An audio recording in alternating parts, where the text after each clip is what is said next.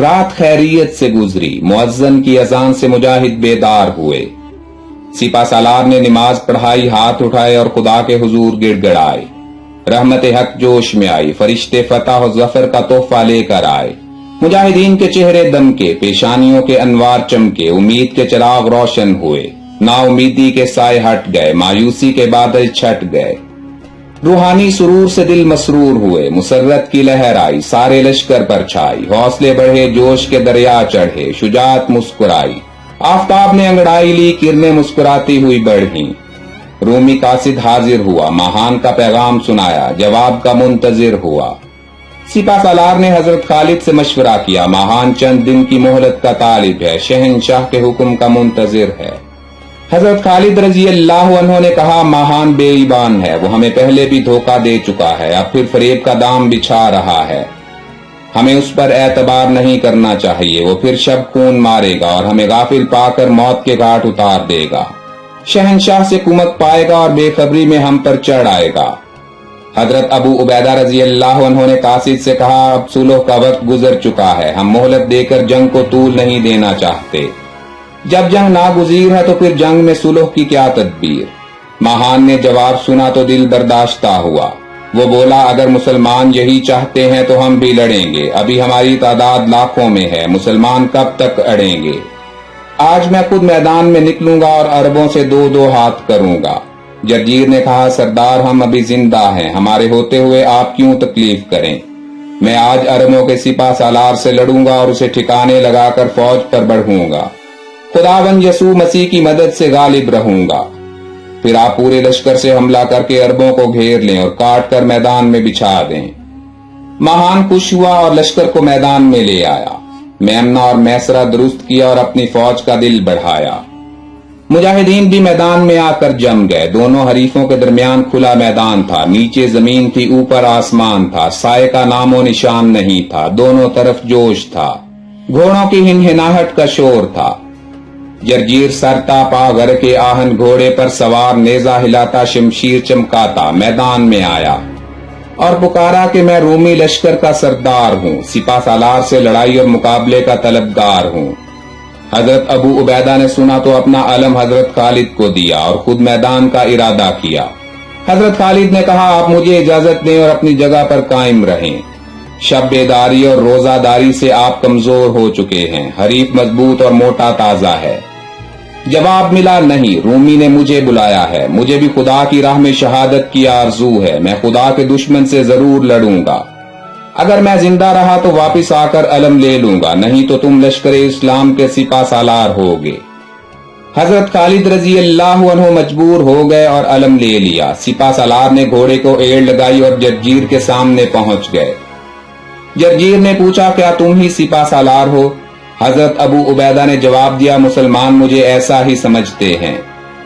जरजीर ने अपने घोड़े को चक्कर दिया और हजरत अबू उबैदा पर हमला आवर हुआ। दोनों में लड़ाई होने लगी, दोनों एक दूसरे के वार खाली करते गए। जरजीर घबरा गया, वो थक चुका था, घोड़े की बाग फेरी और भाग निकला। मुजाहिद ने उसका पीछा किया, वो संभल कर पीछे पलटा और सख्त हमला कर दिया। पूरी ताकत से तलवार का वार किया। खुदा ने मुजाहिद को महफूज रखा। इस बार मुजाहिद की तलवार चमकी, जरजीर पर पड़ी, जिरह कटी और सीना चीर कर पेट में उतर गई। जरजीर घोड़े से गिरा, खून का फवारा बह निकला। कुछ देर तड़पा, फिर हमेशा के लिए ठंडा हो गया।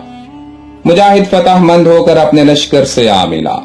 लश्कर इस्लाम ने नारे तकबीर बुलंद किया। फिजा में लर्जा पैदा हो गया, रोमियों के दिल दहल गए। महान कांप उठा, कहने लगा, उफ मेरा दस्ते रास्त, बहादुर जरजीर मेरा साथ छोड़ गया, अब हम उसका इंतकाम जरूर लेंगे।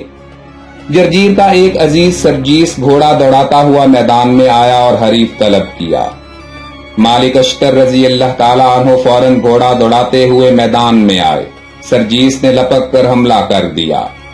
मालिक ने वार खाली कर दिया। दोनों एक दूसरे को घेर कर हलाक करने के लिए एक दूसरे के गिर्द चक्कर लगाते और वार पर वार करते रहे। मुजाहिद के वार खाली जाने लगे तो उसे गुस्सा आ गया। घोड़े को चक्कर दिया और सरजीस की रान पर नेजा मारा। सरजीस तो बच गया मगर घोड़े की पसली छिद गई, वो जमीन पर सवार समेत गिरा। سرجیس جلدی سے اٹھنا چاہتا تھا کہ مالک رضی اللہ تعالیٰ عنہ کا نیزہ اس کی گردن کو چھید گیا۔ وہ مرغے بسمل کی طرح تڑپا، اپنے لشکر کی طرف ایک نگاہ کی اور پھر ہمیشہ کے لیے آنکھیں بند کر لیں۔ مجاہد نے نعرہ لگایا اور پکار کر کہا، رومی بہادرو آؤ، میدان جنگ تمہارا منتظر ہے۔ سرجیس کو گھائل دے کر ماہان بے قرار ہو گیا۔ موٹا تازہ اور وجیح تو تھا ہی، اس نے گرز اٹھایا، گھوڑے پر سوار میدان میں آیا۔ مالک سے پوچھا، کیا تم خالد ہو؟ مالک نے کہا، نہیں، میرا نام مالک اشتر ہے۔ ماہان نے کہا، میرا ارادہ تو خالد سے لڑنے کا تھا، مگر تمہیں قتل کر کے اس کی خبر لوں گا۔ مالک نے جواب دیا، تمہارے لیے تو میں ہی کافی ہوں، خالد سے لڑنا تمہارے بس کا روگ نہیں، وہ سیف الہی ہے، اس کا مقابلہ شیطانی تلوار نہیں کر سکتی۔ ماہان نے اپنا گرز اٹھایا اور مالک پر حملہ کیا۔ دونوں حریف ایک دوسرے پر وار کرتے گئے، لڑائی میں زور آتا گیا۔ ماہان نے موقع پا کر پورے زور سے گرز کا وار کیا۔ مالک نے ڈھال پر روکا، گرز ڈھال سے پھسلا اور خود پر پڑا۔ خود کا کنارہ مالک کے ابرو میں گھس گیا۔ ماہان سمجھا کہ حریف قتل ہوا۔ مالک نے زخم کی پرواہ نہ کی، تلوار لے کر جپٹا، ماہان کا کندھا زخمی کر دیا اور اس میں گرز اٹھانے کی طاقت نہ رہی۔ اس نے گھوڑے کو موڑا اور اپنے لشکر میں جا گھسا۔ مالک نے بھی گھوڑے کی باگ موڑی اور اپنے لشکر میں آ گیا۔ خالد رضی اللہ تعالی عنہ نے سپہ سالار سے کہا، عام حملہ کا حکم دیجیے اور اپنی فتح سمجھ لیجیے، دشمن کو اب سنبھلنے کا موقع نہ دیجیے۔ سپہ سالار نے حملے کا بگل بجایا۔ مجاہدین نے گھوڑے دوڑائے، تلواریں علم کی اور رومیوں پر ٹوٹ پڑے۔ رومی کچھ دیر جم کر لڑے مگر پھر بھاگ نکلے۔ ماہان قتل ہوا۔ لشکری میدان سے نکلنے کا رستہ نہ پاتے تھے۔ وہ دریا میں کودے، ندی میں ڈوبے اور ہزاروں تلوار کی دھار کا شکار ہوئے۔ جو بچے وہ دریا پار کر کے بھاگ گئے۔ خیمے، سامان حرب اور بے شمار مال و اسباب مسلمانوں کے لیے چھوڑ گئے۔ جب میدان صاف ہو گیا تو اندازہ کیا گیا کہ 1,05,000 رومی قتل ہوئے ہیں اور 40,000 گرفتار کیے گئے ہیں۔ مال غنیمت جمع کیا گیا تو انبار لگ گئے۔ مسلمانوں نے وہیں سجدہ شکر ادا کیا۔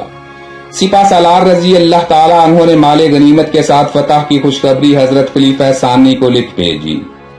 جنگ یرموک ایک بہت بڑا معرکہ تھا جو 3,000 کے قریب شہداء نے اپنے خون سے جیتا تھا۔ اس جنگ میں 1,25,000 کے قریب انسان موت کی گود میں جا سوئے۔ زمین خون سے لت پت ہو گئی، لاشیں گھوڑوں کے سموں سے کچلی گئیں۔ رومی شہنشاہیت کی نبضیں ڈوبنے لگیں، ان پر نزا کا عالم طاری ہو گیا۔ رومیوں نے جس دریا کو اپنی پناہ سمجھا وہی 40-50 ہزار کو اپنے پیٹ میں ہڑپ کر گیا۔ ڈوبے ہوئے رومیوں کی لاشیں تیر رہی تھیں۔ دریا انہیں کھلونے سمجھ رہا تھا۔ وہ انہیں کبھی اچھالتا، کبھی ڈبوتا، کبھی کنارے پر لاتا، کبھی بھنور میں ڈال دیتا۔ اسے کچھ پرواہ نہ تھی، وہ بہہ رہا تھا اسی روانی کے ساتھ، اسی طغیانی کے ساتھ۔ اس کی طوفانی لہریں اسی طرح شور مچاتی، پانی کے چھینٹے اڑاتی، شوخیاں کرتی، رواں دواں تھیں۔ مشہور اسلامی جنگوں پر سیریز کی مزید ویڈیوز دیکھنے کے لیے ہمارے چینل ہسٹورک انفو کو سبسکرائب کر لیں اور ہر لمحہ باخبر رہنے کے لیے گھنٹی کے نشان کو دبا دیں۔ زندگی رہی تو جلد ہی دوبارہ ملاقات ہوگی۔ اپنا بھرپور خیال رکھیے گا۔ اللہ حافظ۔